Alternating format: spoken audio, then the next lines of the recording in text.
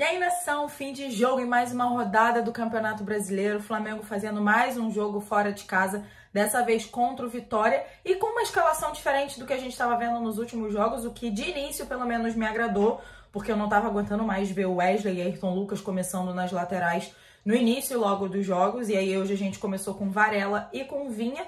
Só que ainda assim a lateral segue sendo um dos nossos principais problemas. O Varela muito mal, tava perdidinho no jogo. O Vinha acertando algumas jogadas, mas errando muitas também. Ele que veio da Copa América, então isso também pode estar influenciando um pouco no rendimento dele. Mas ainda assim eu fico com a sensação de que o Flamengo em jogos contra times menores tem muito mais dificuldade do que em jogos mais diretos, em confrontos maiores, como foi, por exemplo, contra o Atlético Mineiro fora de casa, que o Flamengo goleou, fazendo um jogo espetacular, mas fazendo jogos ruins depois dentro de casa, contra Cuiabá, contra Fortaleza. O último jogo que foi em Brasília contra o Criciúma também foi bem abaixo, e hoje foi mais um jogo assim. O Flamengo abriu o placar com o gol do Arrasca, que foi praticamente a primeira jogada que deu certo do Flamengo durante todo o primeiro tempo, num passe espetacular do Gerson, que é um jogador que eu venho elogiando muito, desde a parada para a Copa América, desde que a gente ficou todo desfalcado, mas que vem demonstrando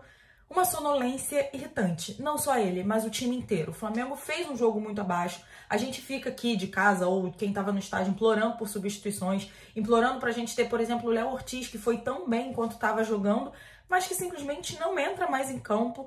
Então fica muito difícil da gente entender qual é a ideia do Tite, já que o cara se mostrou extremamente útil nesse time e simplesmente parou de jogar. O Flamengo no segundo tempo foi mais um lotado de nada. A gente mexeu, chegou a dar uma mudada no time, mas o gol do Vitória ficando cada vez mais maduro e assim, era questão de tempo que o gol do Vitória saísse, estava meio que desenhado para todo mundo que estava vendo o jogo, não à toa que o Flamengo tomou o empate. Antes até tinha tido um lance onde o Arrascaeta, numa cobrança de escanteio, deu 2 toques, saiu o gol do Flamengo com o gol do Fabrício Bruno, mas o gol obviamente foi anulado por conta disso. Ficou aí até uma questão de ele deu 2 toques mesmo na bola, ou um pé só bateu no outro na hora que ele escorregou, enfim.